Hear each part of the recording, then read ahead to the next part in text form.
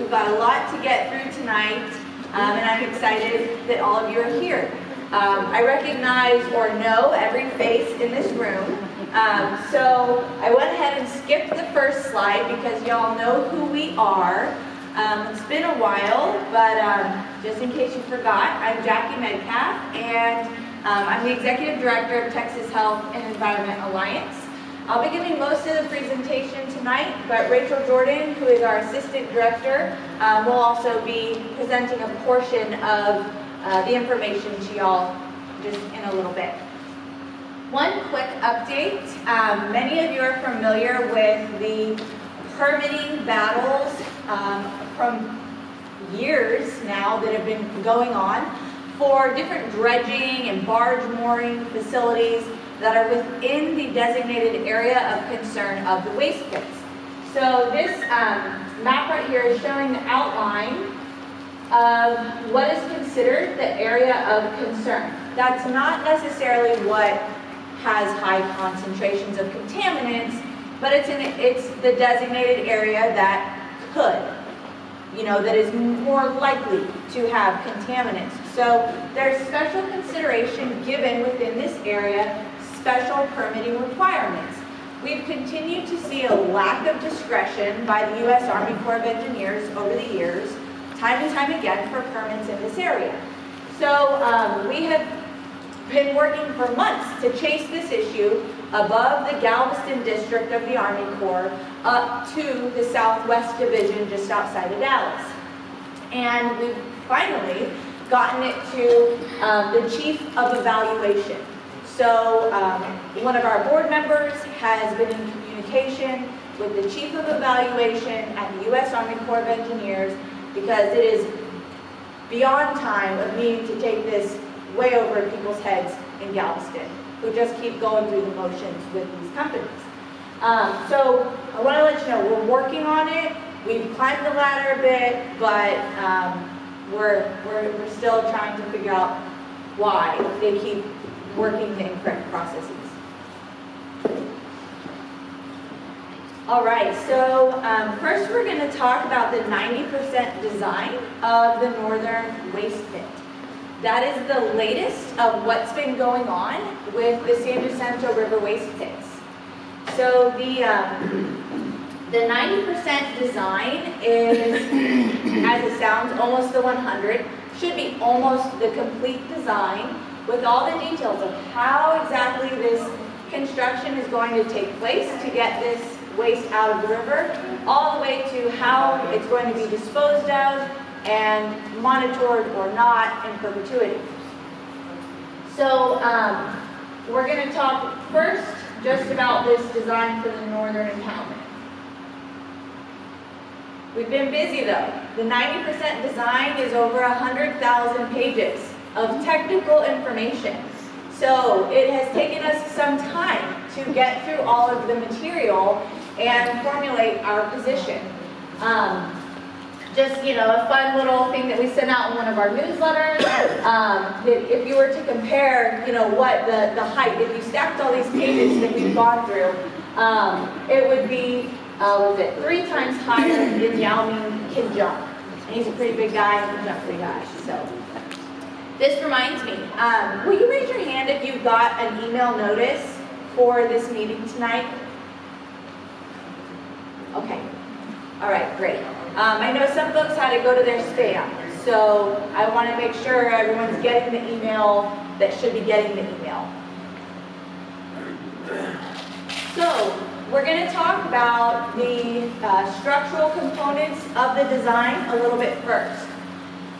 So the best management practice, or BMP, for isolating this northern pit is a double sheet pile wall. It's going to go about 30 feet out from what is considered the toe of the cap. So the toe of the site, or the toe of the cap, is the edge, is the outermost edge of that northern pit. They're going to install the sheet piling 30 feet beyond that outermost edge so that they're not drilling into that contamination, but also for stability reasons. They need to be able to get in there and work and maintain a stable environment. This wall is going to consist of approximately 3,340 feet of cofferdam wall.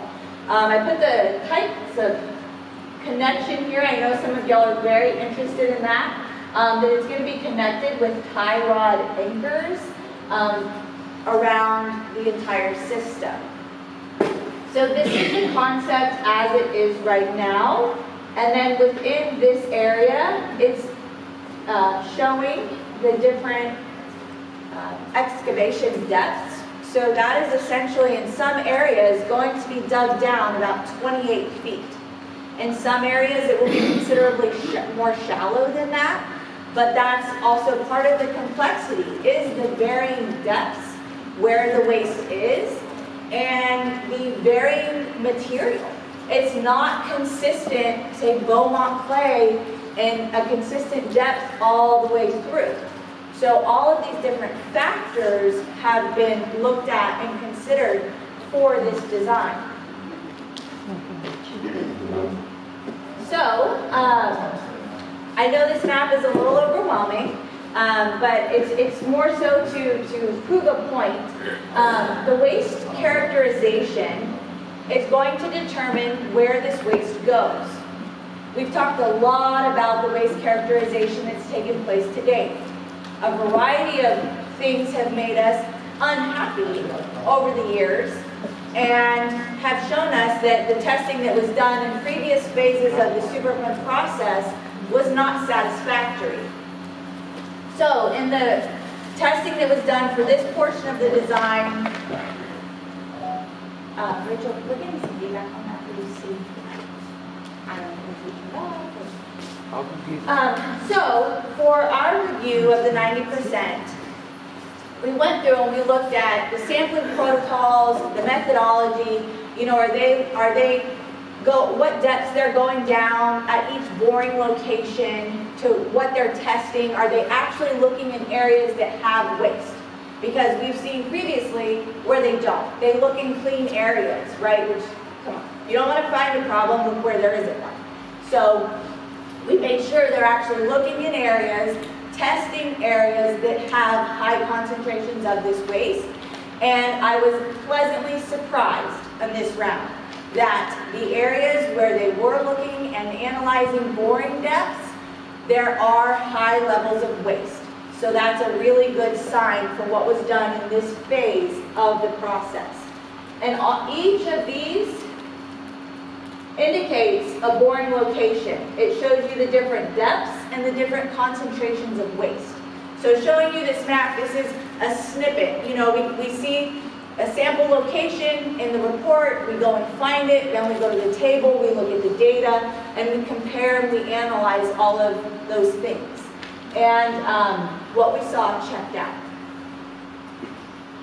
Another quality assurance item is that testing is going to continue as the construction goes on.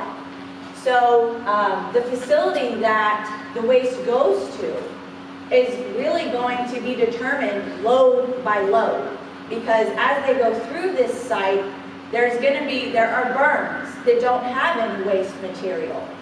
They're going to come across other types of debris. So there's going to be several different types of waste that are going to need to be disposed of.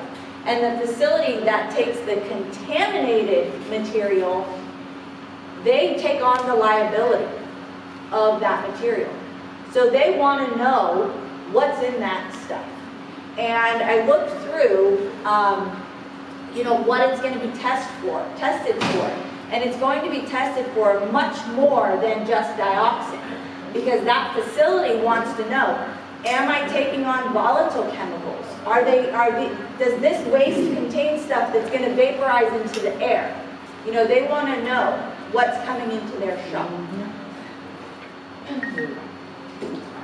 So, when they're excavating the material, we need to consider how they are planning to understand if the area is really clean, right? The EPA signed a really strong record of decision to remove all of the waste from that northern pit down to 30 parts per trillion. So looking at the excavated area, Rachel's going to talk to y'all about this empty space you keep seeing.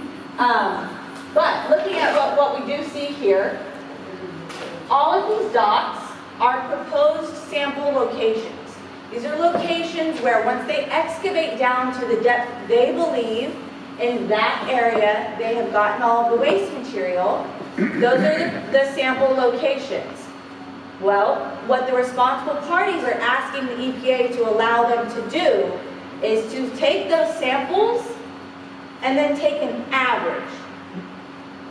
So the cleanup goal is 30 parts per trillion. That's what's safe for a child to recreate in the river. They want to take an average. Well, when you take an average, you get higher, you get less. It's not all 30. So meaning there would be hot spots left. That's not okay to me, but I need to talk to y'all about this. There's a couple of items tonight, we want to hear your feedback. So keep this in mind coming up for a few slides. So we're pushing for each of these to be analyzed separately to meet and required to meet 30 parts per trillion. That's the goal. The goal is not an average. It's a single point, and that's 30. So we're pushing back and we're saying, EPA, don't allow them to get away with this dilution is solution to pollution nonsense. That's what it is. So what part of their argument is that, and I'm going to read this off here, I don't want to get their words wrong. The duration and cost of the project would also increase, and the impact on the community would be greater due to an increase in truck traffic and likely longer duration for the remedial action activities.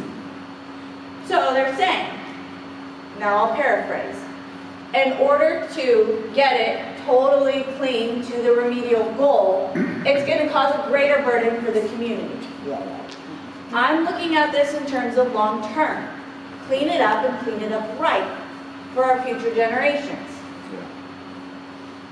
Jackie, how long does it take to test for dioxins? You can get a rush dioxin test within 2 weeks, but the testing turnaround time is one of the longer turnaround times. So they would be doing it on a rush basis, and they have not negotiated a staging area. So staging for this effort, for that reason alone, is a huge. So would this turn into one of these situations where you hurry up and wait, and hurry up and wait, and hurry up and wait? And the hurry up and wait are details that we definitely have to be watching, right? Because where's this stuff going to be waiting?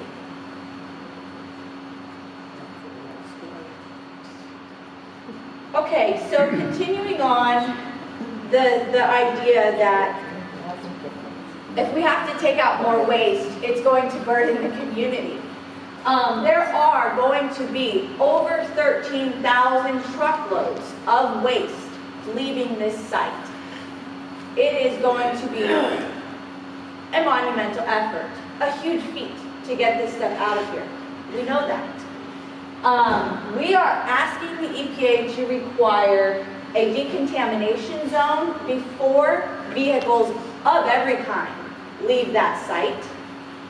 Right now, the language in the report it leaves interpretation. May be required, should be required. No, required, bottom line. No may, no should.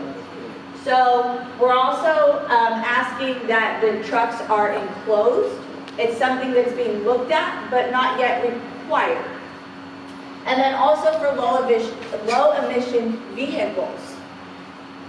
If you're going to be having over 13,000 truckloads, that's a lot of particulate matter going into the air. Now the truck routes, okay, here's the northern impoundment. The trucks will leave the site as they're planning right now via the TxDOT access road that runs parallel to I-10. They'll go along and then they'll either get on I-10 west or they'll cut down Monmouth and onto I-10 east. depending where the material is going. So to me, when they make the argument that there's going to be more trucks burdening the community, this is not through a high traffic area. It's not like it's passing by an elementary school or a playground or even really homes. There are homes in the area, but not the immediate area. As this waste is leaving the site and making its way to its final destination, it's going to have a manifest or a type of record that has to travel with it. So that if there's an accident, whatever, a truck inspection, anything goes wrong, they will know these details of the waste. The date it left, the waste type, the disposal facility, the quantity, the weight or volume of the material that was put into that truck. So it's not going to just go out there like the Wild West, more so when it was actually placed in those pits. So, how do you feel about this truck traffic scenario, the fact that cleaning up this site to that 30-point goal, not an average, how do you feel about that and the burden that it would place on the community? 13,000 trucks is not that much. I'm glad to hear that. It's right next to the freeway, and there's probably 13,000 trucks that go over that bridge every day. 13,000 trucks for a 5-year project is not that much. That's true. Span it out over the lifetime of the project. I mean, right next to I-10, Yeah, good point. Yes, Carolyn? I feel like that to say it's a burden to do the traffic and remove it, we would have a longer endurance of the burden if it's left there in any quantity. It's how fast do you want to remove the burden? Either a relatively short-term period or a lifetime period on it. And then my other thing is the trucks that have the manifest going to be marked on the outside of the trucks that they are carrying the hazardous material. Yes, so if it is hazardous, depending on what it is, so yes, catch there. Depending on how, that load is classified will determine the types of labeling that would also have to go on the outside of the truck. And I'll tell you, this has been a huge thing. Y'all know a lot of concerns over the years, but the EPA, and I have to say the responsible parties, in the design report, the responsible parties did outline the laws nicely when it comes to RCRA and the laws that govern the transportation disposal of this waste. So I was happy to see a lot of those things get pulled in because they had not been pulled in prior conversations. So would it be possible for them to have some kind of sign on the outside that says Superfund Waste Transported? Hey, I'm not against that idea and asking that. I mean, you see a placard the that worst says of the worst. hazardous or something, but if you put those words on there, to me that would get a little bit more. I know, Bob. Yeah. We can can bring it ask. up, Carolyn. We'll bring it up. Yeah. Yes. So who's responsible for these records of maintaining of what's in the trucks? Is it the RE? Yes. So great question. Who's responsible for maintaining these records of what's in the trucks? Right? Who fills them out? Who's actually doing the checks and balances, making sure they're right and all these things? So there's a ton of authority that is given to the remedial contractor. So the negotiations of who the responsible parties select as their remedial contractor are going to be very important. Because at the end of the day, they are being paid by the polluter. And so there's a lot of authority given there. And we even notice in reading the technical report, there's a ton of things that are left up to the decision of the remedial contractor. Air monitoring, for example. There's, I'll say, a detailed outline of on-site air monitoring, but the specifics are left up to that contractor.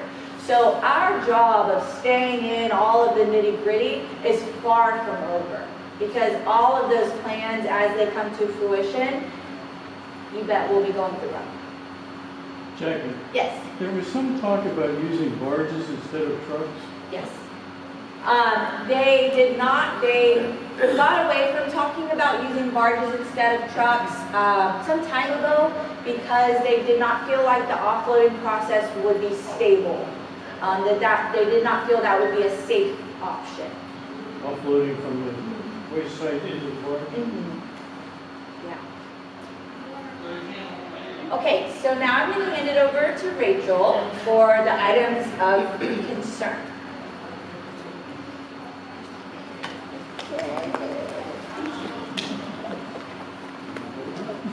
Yep, didn't need that.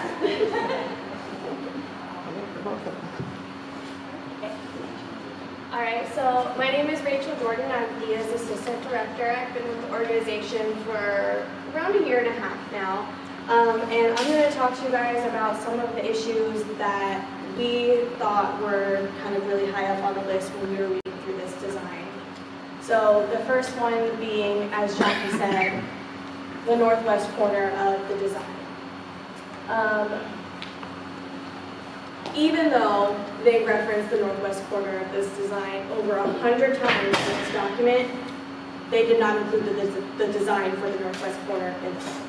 So it is completely missing an entire section of highly contaminated area where we don't know what they plan to do, and apparently they don't either. So they have requested an extension on this part of the design plan 3 times now and have been denied 3 times. This last time they were given a slight extension because all of these documents were due in June of this year and they did not turn in this portion. So they tried to request another delay, and when they did that, they wanted to request that they have until February 23rd of next year, February 26th of next year. So that would be a really long time for them to continue to delay this. And so the EPA said no again. They said you have until November 8th to get in the other portion of this design. We don't care what state it's in. You need to get it turned in so that we can actually see what you have going on here and see what you have planned, and then make corrections and edits from that point. So here you can see in this northwest corner up here, they don't have anything there. They didn't provide any information, they just provided excuses as to why they don't want to put this in here. And the cherry on top of this is the fact that the design, part of the design plan that they did submit included starting with the northwest corner, which means not only were they wanting to delay until February of next year to get that part of the design in, we would have to wait until they get that design in and approved before they would even be able to begin construction on the northern pit at all, because they want to start with that northwest corner. So we are pushing them away from allowing this to happen, to have them look at other alternatives of other areas that they can start in, so that we're not waiting this extended amount of time for them to get the completed design in, that we can, or that portion, because they're just trying to like push this delay on. So we want them to make sure that they stick them to this schedule and say, y'all need to get this in, we need to get everything done on time. The EPA seems to be relatively on board with that, being as they do keep denying them and their extension requests in the responses that they sent back to the responsible parties this past time that they asked. They reiterated to them that with this November 8th extension, they will have gotten 725 total days of extension for this project. And that's way too much. Enough is enough, and we really need to make sure that this waste gets out as fast as possible. Another issue that they keep bringing up is that they are not having very much luck working with TxDOT and getting a plan put together for them to be able to use that right-of-way that runs parallel to I-10. They want to be able to have trucks run both ways, which causes yet another problem that will probably delay the project if it's approved, is that they would need to extend or expand the road to allow for that two-way traffic. So they just, basically in this design plan, they had pages upon pages of possible delays and possible excuses, is like, if this didn't work, but then it still wouldn't work because of this, and it just went on and It's a on. two-lane road all the way up to the front gate. Yeah, and so that's, we're wanting to figure out what it is that they're wanting, like what more do they need, and then even if they can't work something out with TxDOT to use that road, to look at alternative ways to get access to the waste pits if necessary. So, on top of that, they keep citing the bridge replacement as well, because they think that these two projects are going to interfere with each other, but this point isn't really a point that they should keep making because the project doesn't even have funding yet. And so I definitely think that because we are in a much more progressed stage of this project and we have the funding, I think our project should take priority. But they say that they're still in discussions with TxDOT, and so we're just waiting to see if anything comes out of that.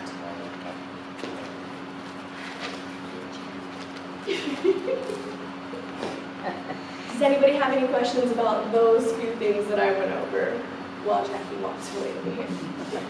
I'm not walking. I said walk. I know.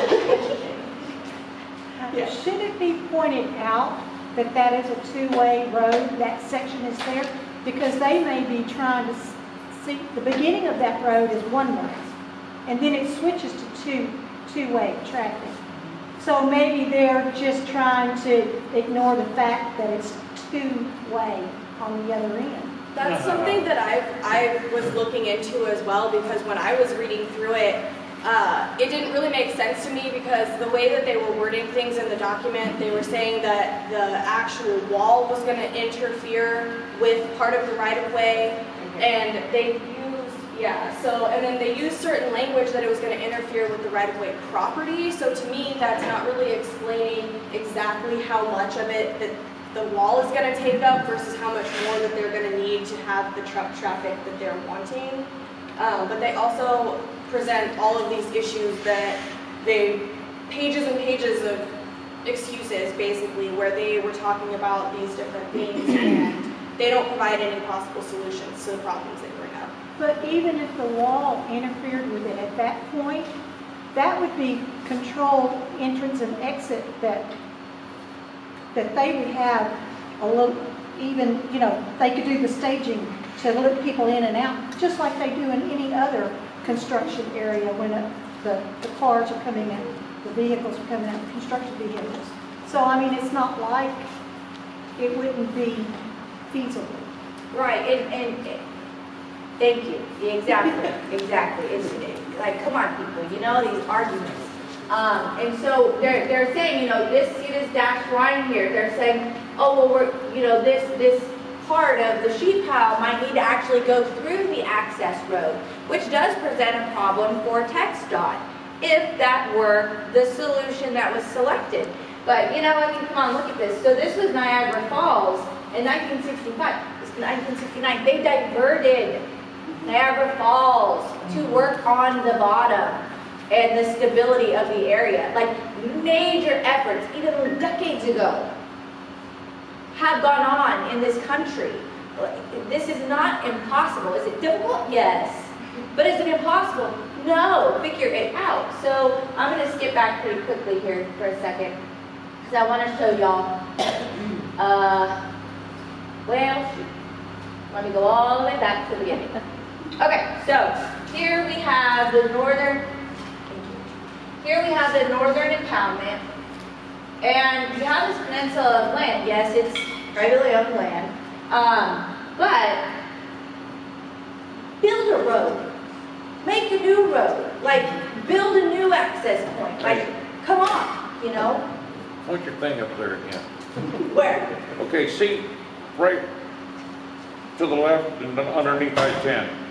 Right there? Yes. That's Market Street. Yes. There's a road that goes underneath that thing with a gate. Yep. Why can't they just bring the trucks through there and run them down Market Street? Okay.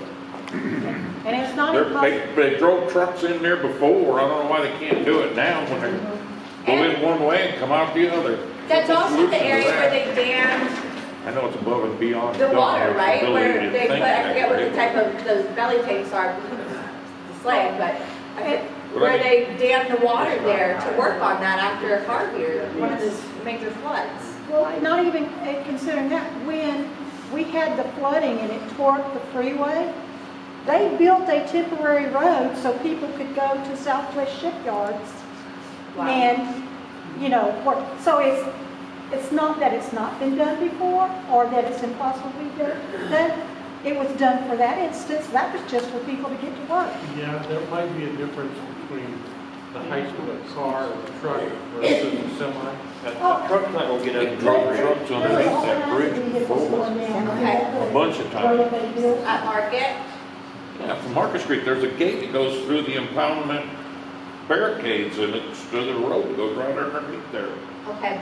So my question, the bridge, who's saying that's gonna be an issue, TxDOT or them? Then, Oh, so it's not TxDOT, it's not TxDOT. so TxDOT's not even worried about it. Well, I don't know that TxDOT is or is not worried about it. There has been a lot of coordination that has gone on, but there are these external entities and factors that the responsible parties for this cleanup continue to bring in and say, oh, but because of this, we don't know.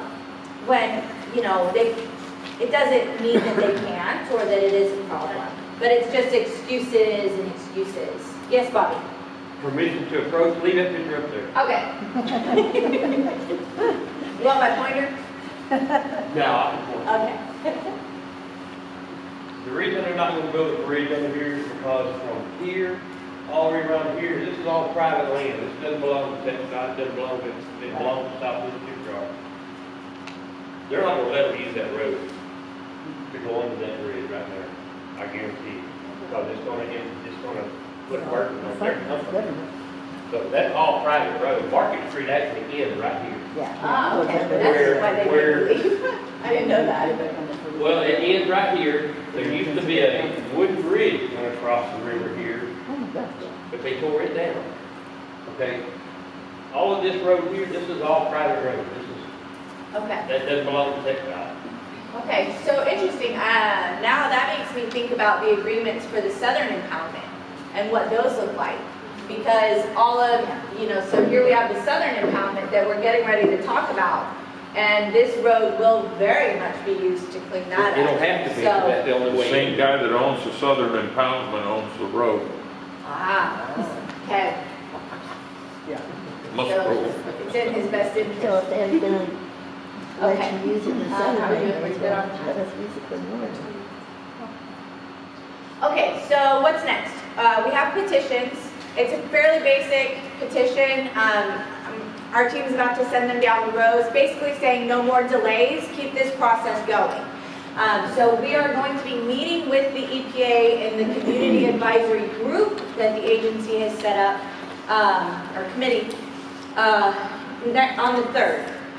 So we'll be taking the petitions that we collect tonight, that we've collected at recent festivals around town in the last couple of months, as well as bringing the concerns and opinions that we've heard tonight to the agency at that meeting. But we will also be getting a lot of information. So we're going to hear, you know, some of what the agency actually thinks about the design that they have and moving forward.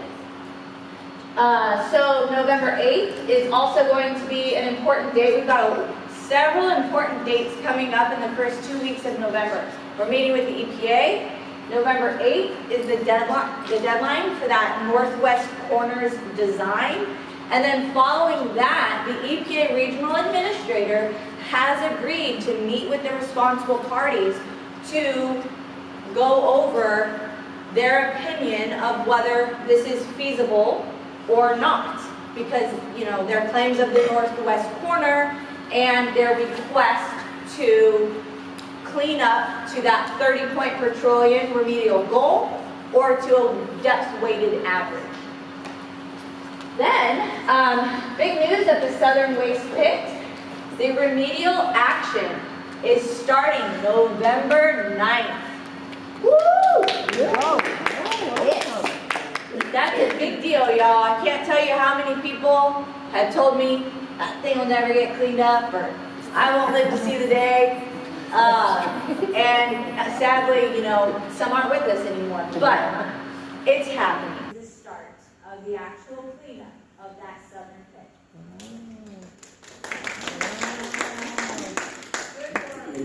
So, now that I know the road's not a problem, it is considerably less waste. You know, we're talking about 25,000 cubic yards of waste that will be leaving that southern impoundment. They will be excavating from these variation of colored areas you see, one protruding into the river, and hauling the waste out for disposal.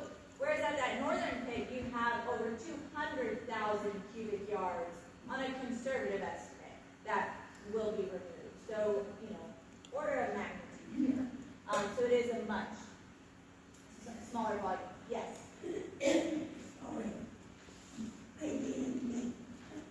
Okay. Let me know. Yes, Carol? Are they still intending on only remediating down 10 feet, or is that to change as they go along? So my understanding is that it's to 240.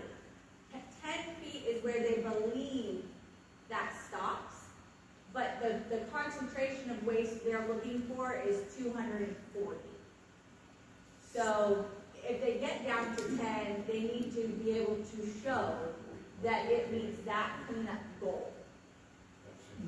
So something that we're following closely is what's going to happen in this conversation that the EPA has with the responsible parties about the feasibility of that northern pit. Because they were ordered in the record of decision to clean up this site to very specific things.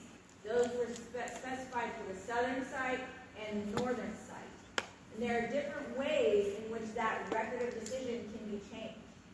It can be open, wide open, goes back out for public comment, start the whole thing over again. I mean, there are ways that are not favorable that it could go. So there could also be minor amendments made. So we're going to be following very closely on how that discussion goes and if there are any implications for the conversation at the Southern Pit. Okay. Then, as the testing is performed, the results are provided, are y'all going to be given those results for review to see if they're not just passing them through? Yeah, that's a great point. So, Rachel, please remind me that we need to have the conversation with the EPA on what that process, about what the process looks like for the sampling analysis of protocols during remediation. Yes. Yes. Oh, hold on. Let me go here. Yes. No, I live on Clearland. Okay. Do I understand that Clearland will not be involved this time in hauling? Yes. Correct. Yes. That not to any knowledge that I have would clearly be involved. I just wanted to say, the last time there was cleanup, and they promised to clean up the trucks and the road, and they did. There were no stains. There was nothing that they could clean that up. And so was that for the acid kits? I'm trying to The acid kits? Yeah. Okay. It's a while back. Okay.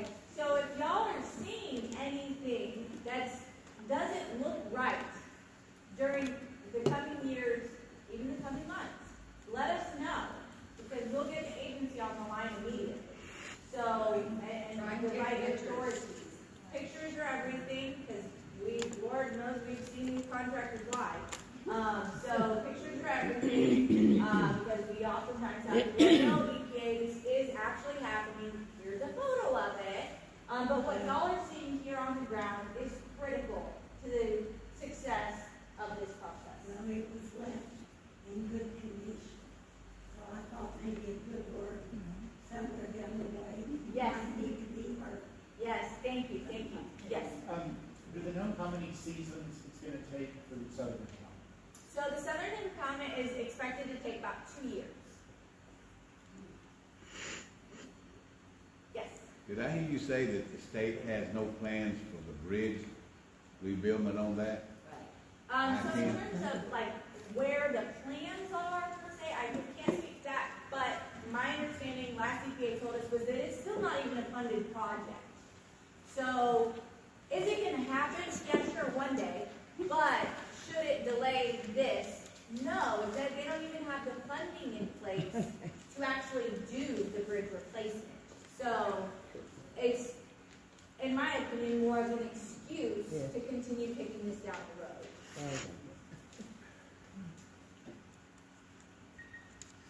What happens if they get down 10 feet and they still have over 240? We will ask that at our meeting with the EPA just to make sure that, we can give you guys a certain answer. Because right now I don't know what's in the record. Well, I'm concerned about if it gets down 10 feet and there's still 800 or 900 or 1,000, who's going to be watching the whoever's doing the testing? Who is watching them take the test out of the ground and then taking it to whatever lab they're taking it to? Because there are so many ways that you can manipulate that test to where, okay, well, this was the test yesterday, this is the test today, and they came from the same bottle, but this test is 700 and this test is 200. Change of standards can change that. Yeah, well, and, okay, so, these are the points where they're supposed to collect the sample, but who's going to be watching to make sure that the person down in here collecting the sample doesn't go, oh, give me a little bit from over here, put it in there. Yeah, that's going to be the big scheme right there. Yeah, testing monitors. Right, I hear you, I agree. So we'll talk to the agency about that. We have talked to them over the years about third-party oversight taking place on the site. First Superfund site there ever was in this country, Love Canal, had third-party independent oversight there. Not working directly for the responsible parties, but more so working for the community. And so this is going to be a critical part of the process, and I have more confidence than I did previously about the agency actually implementing this because of all of the expertise they've brought in during this design. So they have actually, EPA themselves hired independent parties to review all of this design material, all of the data, all of the engineering aspects, the studies that have been done, and actually have taken it out of just the small house of Region 6 EPA, but they've brought in professionals and experts in all of the areas, which they had not done earlier in the process. So we will definitely talk to them about the third party, again, and more intently about the third party oversight. Yes? I have to say, they've already been caught hiding results before. So the only way to have confidence that they are not doing that again is to have a third party monitor testing facility. I mean, it's not like they haven't been caught. They were caught. No, you're absolutely right. And I'm thankful for the lab that put that in their report previously. Oh, the contractor asked us to take out data. Really? Yeah. Yeah. So no, you're right. There's a long history of distrust and issues at this site, and that just further supports the need. Well, it's a government contract, so there's distrust there. I have no opinion as a professional. All right, y'all. Well, thank you so much for being here tonight. As I mentioned, we have to evacuate the facilities by 7:30. So we'll go ahead and wrap up. Thank you for being here. Thank you for signing our petition. And we will keep you all posted. There's a lot of exciting stuff and a lot of big stuff coming up in the next couple of weeks, so definitely be on the lookout for communications from us. And Bud and Patty don't leave without a hug.